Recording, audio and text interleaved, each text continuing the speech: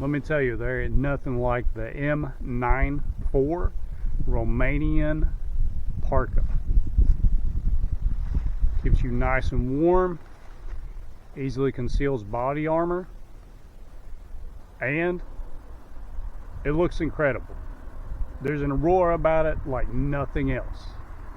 There's an aurora about it like nothing else. Let's get into it. Bonjour, je m'appelle Operation Pour. Today, we're taking a look at one of the most slept on surplus jackets you can still get on a budget. The Romanian M94 Field Parka. This thing came out in the mid-90s, right as Romania was transitioning out of old Soviet gear and starting to modernize their army. What that means for us is a rugged, warm, no-nonsense field jacket that costs way less than it should. So in this video, we're going to cover the history, the camo pattern, features, sizing, field performance, and of course, whether it's worth adding to your prepared citizen setup. Section 1. Brief History. The M94 Parka was introduced around 1994 as Romania's first real attempt to step away from the old Cold War great coats. It was designed to match the M90/M94 uniform set and became Romania's standard cold weather combat parka through the late 90s and early 2000s. This is that awkward transition period where Eastern Bloc gear was still built tough, but the design started leaning a little more NATO-esque, such as more pockets, better tailoring, and a lighter outer shell compared to the old wool coats. Section 2. Camo Pattern. The M94 almost always comes in Romania's M90 or M94 leaf pattern camouflage. It's instantly recognizable. The tan, green, and brown background with these big, bold, black leaf or branch strokes over top. It looks loud at first, but in hardwood forest and mixed brush and vegetation, especially in the fall, this camo absolutely belongs. It's very Eastern European, and it really is underrated in the States. Section 3. Materials and build quality. Now let's talk construction. This thing is built like a tank. Thick cotton or poly-cotton shell, reinforced elbows, heavy stitching, classic leftover Soviet manufacturing. It's tough, it's durable. It's not a modern soft shell, and it's not trying to be. It's a field jacket designed for conscript abuse, crawling, mud, brush, and repeated hard use. It's also wind resistant and semi-water resistant, but not waterproof. This is due to the cotton material. You'll survive a drizzle, but not a full storm. Section 4. Insulation and warmth. Most M94 parkas come with a button-in synthetic liner. Mine did not. Mine came with a wool liner. It looked like it was kind of handmade. I ordered mine for $33 off of Sportsman's Guide. That's where I got mine. It did not come with a synthetic liner. It came with a wool liner, but no regrets. I wore this on my last deer hunt and was successful. Obviously, I had an orange blaze vest over it. But either way, it worked really well in keeping me warm on the hunt. With the liner in, you're solid in the 25 to 45 degree range if you're moving around, and 35 to 50 degree range if you're sitting still. Keep in mind this predates fleece layering systems, so the insulation is old school, but honestly, it works. Section 5. Features and Section 5. Features walkthrough.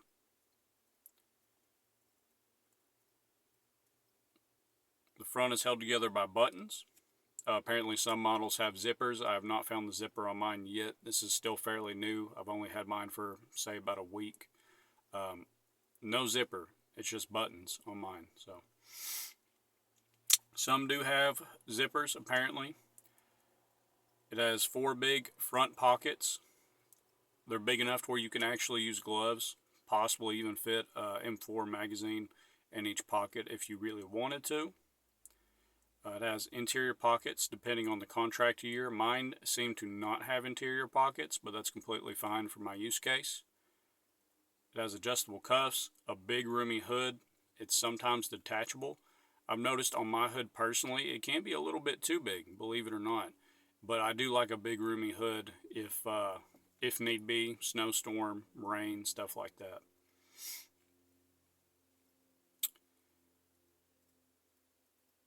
It has a drawstring at the waist and hem, which helps trap heat and blocks wind. It's simple, but everything on it is functional.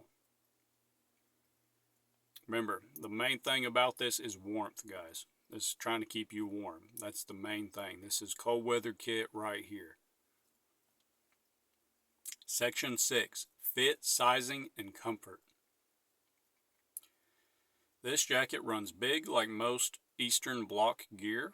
It's designed to fit over field gear, chest rigs, ammo pouches, the whole setup. If you normally wear a large, order a medium unless you want layering room. I ordered a large. I typically wear a medium. And it is perfect for wearing body armor under. You see I'm running slick plates right here. These are almost level 4. It's whatever's right under level 4 plates, steel. And not only does it conceal it well, but it's still very comfy. I can still move and I can still breathe even under this big jacket. You see my wool liner in there as well. It came with that wool. I'm not sure if that was standard practice or not. That's just what mine did. And I dig it. I definitely dig it. It's heavier and stiffer than modern jackets, but once it breaks in, it's comfortable and hangs well. I do want to add I got a used one. I can't even really tell it's used. I have heard that in the surplus world, sometimes you can get stuff that's pretty worn, but as for mine, not really. Section 7, field performance.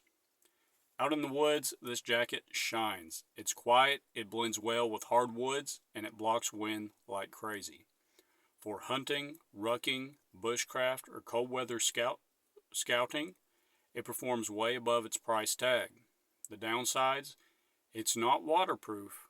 It doesn't breathe like modern fabrics, and if you get a surplus one, the condition can vary a lot. Due to that cotton material, once it gets wet, it stays wet. That's the biggest downside. If you can stay out of water, though, you can stay warm, and the camo pattern is absolutely amazing. Section 8, surplus reality check. Speaking of surplus, expect variation. Some come near new, others have fading, repairs, or stiff fabric from storage, but even the rough ones are still absolutely usable. Prices usually run $35 to $70, and at that price, this is one of the best cold weather surplus parkas still on the market. Section 9, pros and cons summary. Some of the pros: it's got that rugged Eastern Bloc construction, warm with a liner, synthetic or the makeshift one that mine came with. It's a great woodland camouflage, tons of usable pockets, big pockets at that. It's affordable, it's excellent for woods, hiking, hunting, and field use. It keeps you warm. Cons, and it's not waterproof. It can be stiff until you break it in. Some of the sizing on a mass scale can be inconsistent, and then it's bulkier than modern jackets. But personally, I kind of like that bulkier look. So all in all, my thoughts on the jacket. I dig it. I love it. It's probably one of my favorite pieces of kit all around. I did a quick night vision test. I will try to pull up the footage if I can find it. That was recorded on a separate device. It is non-IR reflective. Now keep in mind, if you buy a used one, you need to get it under some night vision yourself and shine IR light at it. And the main reason you do this is to see if you light up like a glow stick under night vision. A reason that you could is if somebody uses normal laundry detergent, especially detergent with brighteners and not something like Ivory hand soap or just straight borax to wash it, it can completely, essentially it coats it in a layer of stuff that's invisible to the human eye, but as soon as you start shining IR light on it, it lights you up like a glow stick, as prior mentioned. As for mine, I lucked out. Now, I think it's a good camouflage. I wish I could find headgear and pants in this camouflage. I mean, this would be my new go-to for fall. I do actually believe this is one of the better camouflages. It reminds me of a really old, not Sika, but I think it was actually a really old mossy oak pattern they had. One of the like first ones, like way back in the 70s and 80s. I could be wrong, but yeah, I dig this thing. I do. I think it looks cool. I think it looks badass. It's rugged. It kept me warm on my deer hunt. No issues, and I want to keep you guys in mind. I wasn't sitting when I took the deer. I was in the prone about 2 hours on the muddy ground, waiting for a shot, for an opportunity on a deer. I was essentially sitting in a field. That's how I had it set up, and I was in the prone across the field, and just, looking through the scope, seeing if I could make PID on a deer to take it. So keeping that in mind, more field testing on my end needs to be done, and if anything changes, I'll let you guys know. But this is a really solid and rugged thing. I mean, you can just, as soon as you put it on, feel the strength in the stitching, that Soviet strength, that rugged durability, I guess. You can really feel that, guys, in this. It is well worth the $35 that I paid for it to get it, shipped to my house. I had a code. So if you have a Sportsman Guide membership, it's free shipping, but if not, I think it was like $47. But even then, with the shipping, that's not bad at all. This is going to be one of my go-tos for late fall cold weather kit.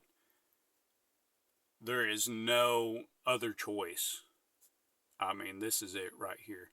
I like this better than the Appenflage or Appenflage, that red camo pattern that everybody talks about. This is a little bit more down to earth. I do have an Appenflage. Appen, hopefully I'm saying that right. You know what I'm saying if you're a camo junkie. The red just throws, it's too bright. It's too bright red. It just throws the pattern off, in my opinion, with it. I mean, it can be useful in certain instances, but for actual hunting and getting out there, especially if you want to stay hidden from human eyes, if you're seeing or fighting against a human threat, I think this works a lot better. Big thing is, big coat, you got the liner, keep you warm. You can take the liner out, it is removable. One of the only things I do not like about this, and I don't know if it was just mine, the back where the hood comes out of, the zipper is light blue, like nylon blue, and that does light up under night vision. It shines because it's a synthetic fiber. Now, I don't think they came out like that. Where mine was used and it had a different liner in it, that might have just been sewing and a zipper put in there from a collector or whoever had it before me, or maybe Sportsman's Warehouse or Guide did that to refurbish it. Personally, that will straight up get you killed, especially at night. It's light blue. It's the whole zipper, and the stitching around the zipper is blue. And when you have the collar folded over, you can't see it, but to flip up and take the hood out, it sticks out. And then the back of the zipper, where the hood comes up through the zipper in the back, it sticks out and it's light blue. So I'm going to get some tan spray paint, and I'm just going to spray paint the zipper, and then that should kill that. And then with the right spray paint, that should kill the IR signature, and it should be good. But that is the one thing I didn't really like about it, but I'm not 100% sure that they're all like that. I don't think they are. So let me know your opinions if you have one of these, and let me know what I should review next. I'm trying to do one gear review a month at least, and give some history and my thoughts on it. Everything that I recommend, I would use in an actual guerrilla conflict. Just keep that in mind. Anyways, God bless you guys. Au revoir. A bientôt. Peace out. See you next time on the mountain.